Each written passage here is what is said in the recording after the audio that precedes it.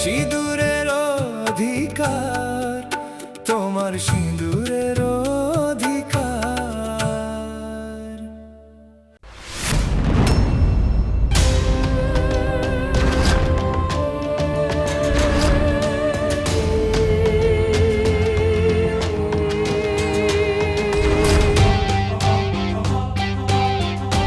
এইটা তো শুধুমাত্র আরম্ভ, পবিত্রা দিদি। তুমি দেখো আমি একটু একটু করে কি করি। যেভাবেই হোক আমার আর আমার মেয়ের অধিকার আমি ছিনিয়ে আনবো।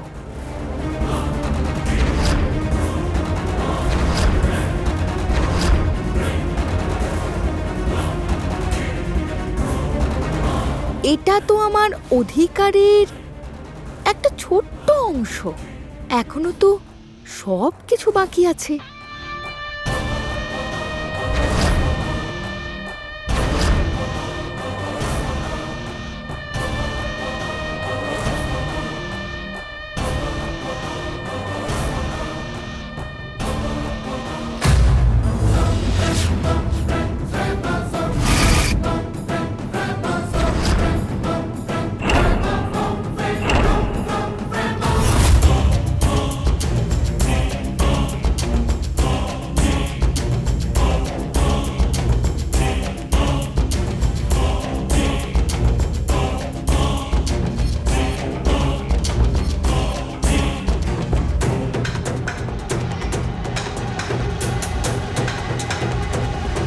আমার দিকে এরকম করে দেখার কোনো দরকার নেই।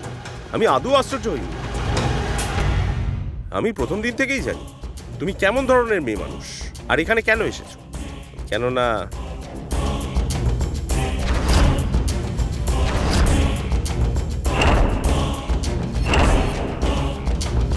কেননা তুমি পুরো আমার মতো।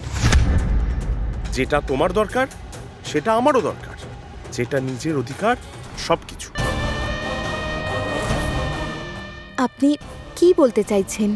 দেখো কামিয়া, তুমি এখন যে জায়গায় আছো সেই জায়গার সবকিছু পেয়ে যেতে পারো। আমি কিছু বুঝতে পারলাম না। আমার নিজের মায়ের থেকে আমার কোনো আশা নেই নিজের অধিকার পাবো বলে, কিন্তু কিন্তু এখন আমি জানতে পারছি যে ওনার হাতে কিচ্ছু নেই। যা সবকিছু আছে সেসব ওই পবিত্রার হাতে, আর ওইটাই খুব তাড়াতাড়ি তোমার হাতে চলে আসবে। আমি বললাম না আমি সব জানি। আমাকে বিশ্বাস করো, আমি নিশ্চিত তুমি যে কাজগুলো করছো, যে প্ল্যানিং করছো, খুব তাড়াতাড়ি প্রধান পরিবারের সমস্ত সম্পত্তির মালকিন তুমিই হবে।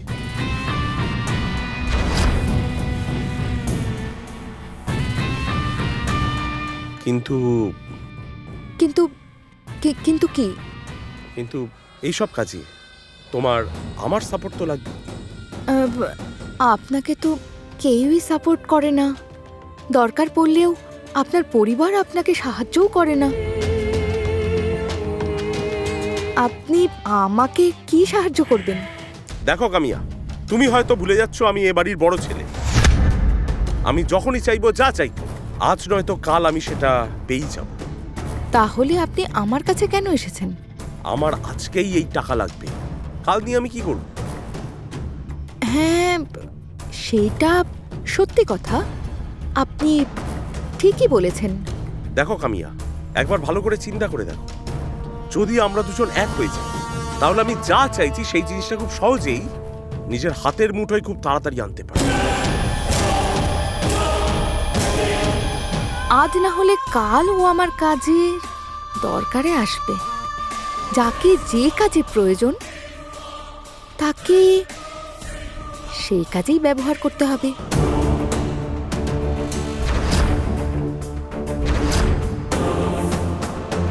কি ভাবলে?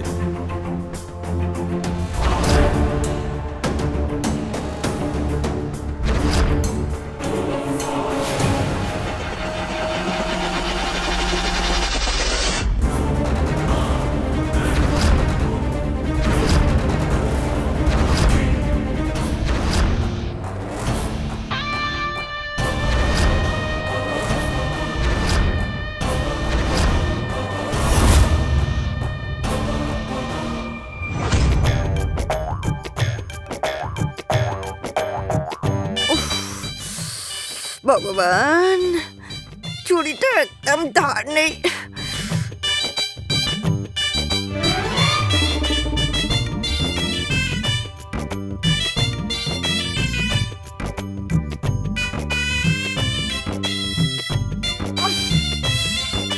এবারে সবাই ফাঁকিবাজ হয়ে গেছে, সব অলস হয়ে গেছে।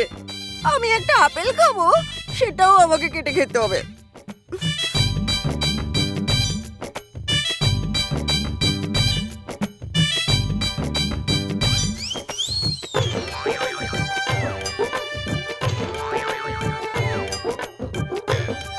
ভগবান, কি শান্তি! কত কাজ আমার, বাড়ির সব কাজ আমার। আর বিলাসকে দেখো, সব চাল নষ্ট করে দিচ্ছে। যখন দেখো, যার সঙ্গে দেখো, খালি ফাইট করে যাচ্ছে। আমি একা মানুষ, কোন দিকটা সামলাবো আমি? আজকের দেখো না, সকাল থেকে উঠে কোথায় গেছে তার কোনো খোঁজ নেই।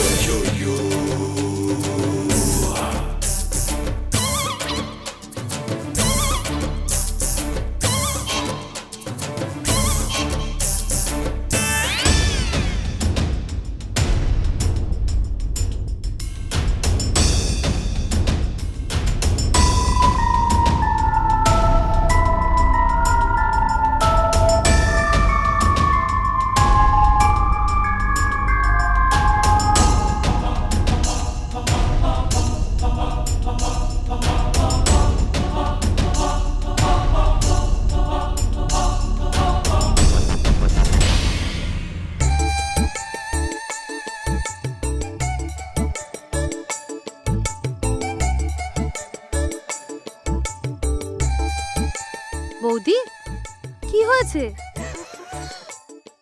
তুই আপেলটা কেটে দিয়ে যেতে পারিসনি? যদি আমি এখানে কাজে ব্যস্ত না থাকতাম, তাহলে আমি সচক্ষে দেখে হাতে নাতে ধরতে পারতাম।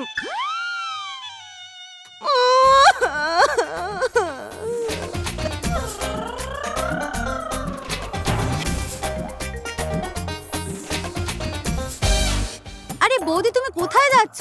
কি হয়েছে শোনো।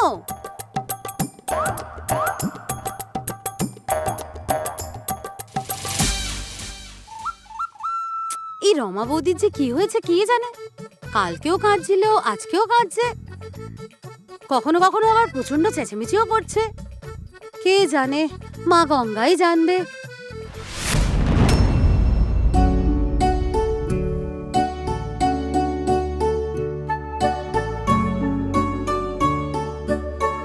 বৌদি, তুমি থামো, আমি করে দিচ্ছি। তুমি যাও, সোনার সাথে খেলো। ও ঘুমোচ্ছে।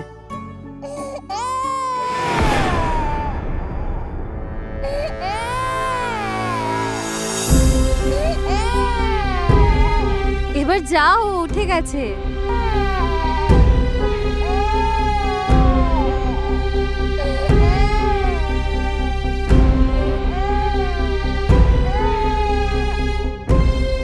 বৌদি যাও, ও এত কাঁদলে একদম ভালো লাগে না। এত জোরে বাচ্চাটা কাঁদছে, ওর হয়তো খিদে পেয়েছে। যাও না। আরে বৌদি যাও।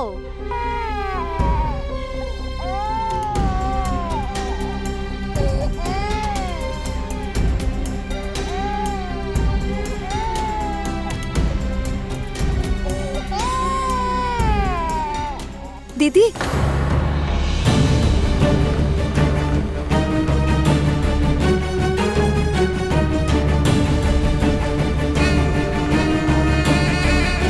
দিদি তুমি কেন ব্যস্ত হচ্ছ?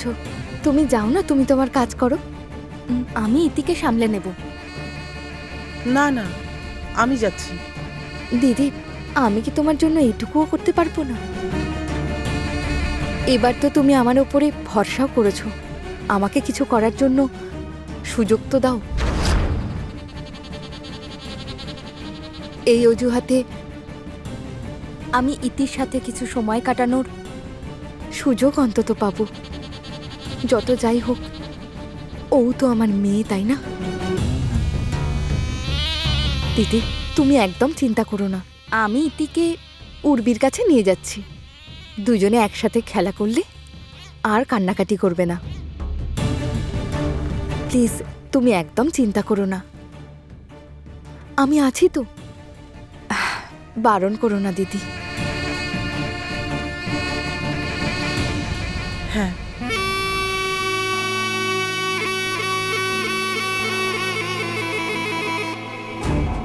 ইতি, আসছি আসছি।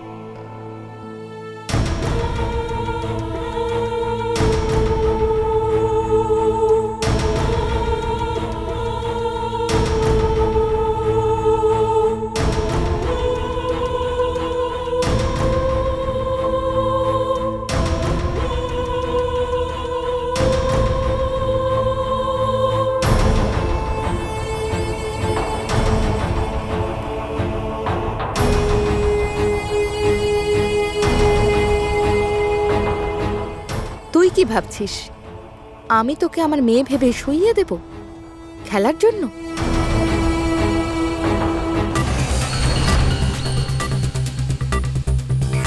নামকরণের দিন আমি আশায় ছিলাম, সেই জন্য তুই উর্বির মতো জায়গা পেয়ে যাবি।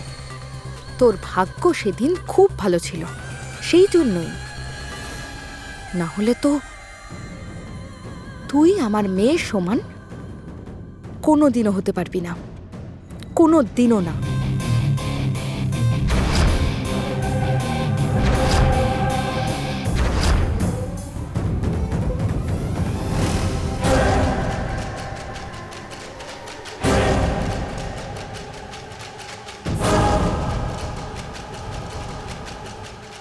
এটা হচ্ছে তোর জন্য উপযুক্ত জায়গা। আমি কখনোই তোকে আমার মেয়ের সমান জায়গা পেতে দেব না। এই বাড়িতে আর এই বাড়িতে থাকা সব জিনিসের ওপর শুধুমাত্র আমার মেয়েরই অধিকার আছে। আর সে এই বাড়িতে রাজ করবে, রাজ। আর তুই তোর মার বোকামির শিকার হবি। আর তুই তোর মায়ের মতো বোকাই হয়ে রয়ে যাবি। আমার মেয়ের মতো কখনোই হতে পারবি না, না তার আগে পিছনে কখনোই হতে পারবি না। বুঝতেও পারবি না কোনটা ঠিক কোনটা ভুল। সারা জীবন তুই বোকাই রয়ে যাবি।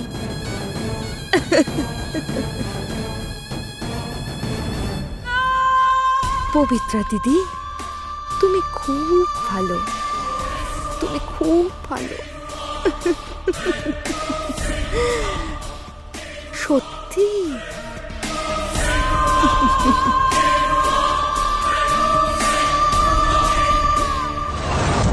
তোমার কি মাথা খারাপ হয়েছে নাকি? হ্যাঁ, এখন তো তুমি সেটাই বলবে। আমার মাথা খারাপ, আমি খারাপ। নতুন জিনিস পেয়ে যাওয়ার পর পুরনোকে কে মনে রাখে? এই,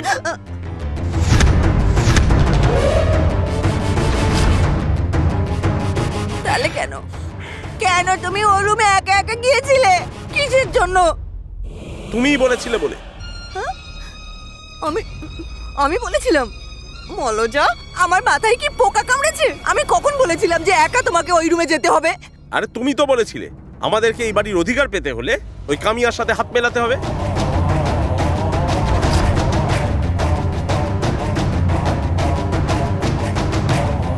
সেই জন্য আমি তার সঙ্গে দেখা করতে গেছিলাম।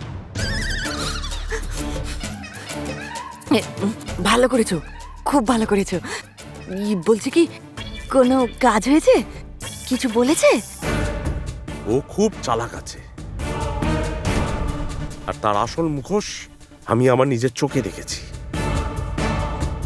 আর সেই সুযোগের ব্যবহার করে আমি ওকে আমাদের দলে নিয়ে এসেছি। এবার আমি যা চাইব তাই হবে। সেটা আবার হবে না, সে যেটা চাইবে সেটাই হবে।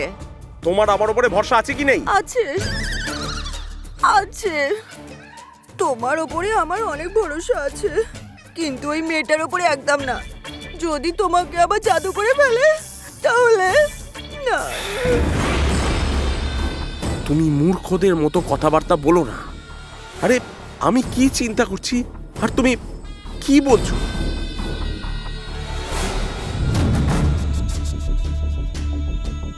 মন থেকে সন্দেহের পর্দা সরিয়ে ফেলো।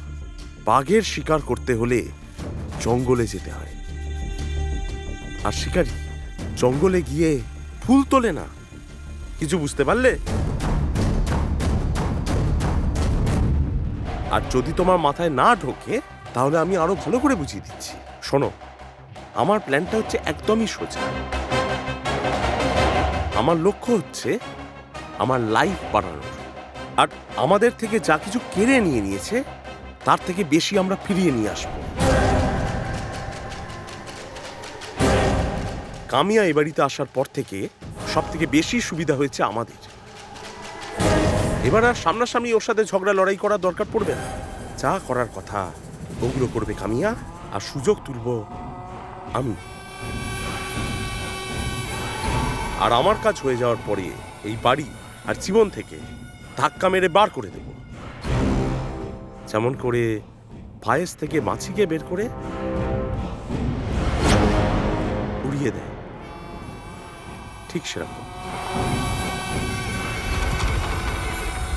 তোমার মনে এত কথা ছিল, আমাকে তো এটা আগে বলে দিলেই পারতে।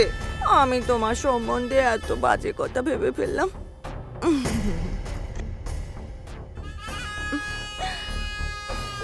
বাবু, তোমার মতো বুদ্ধি আর কারোর আছে না আর কারোর হবে? আমার বাবুটা সর্বসেরা।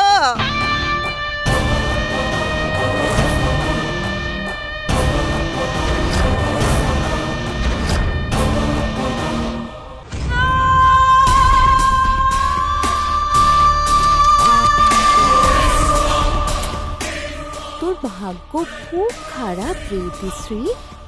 তুই তুই একটা হতভাগিনী রে। তোর বাবা চলে গেল, আর রইল তোর মা। তোর মাও তোকে ভালোবাসে না আমার মতো। কারণ কি, আমি এসেছি তোর ভাগ্যকে খারাপ করার জন্য।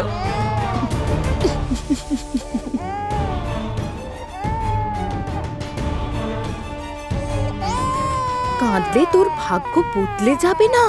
তোর যা কিছুই ভোগ করার আছে তুই তো সেটাই ভোগ করবি, তাই না? কাঁদ।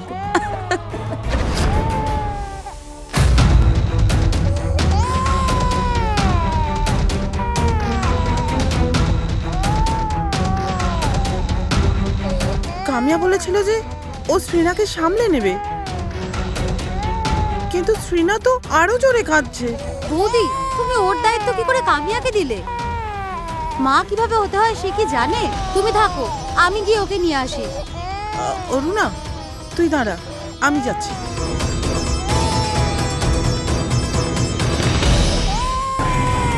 কাঁদ, তোর জন্য তোর মায়ের একটুও চিন্তা নেই।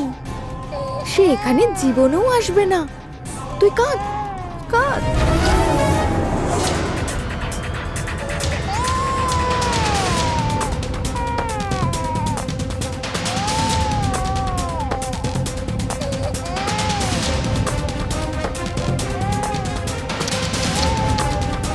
বেচারি শ্রীনা, তোর ভাগ্য খুব খারাপ।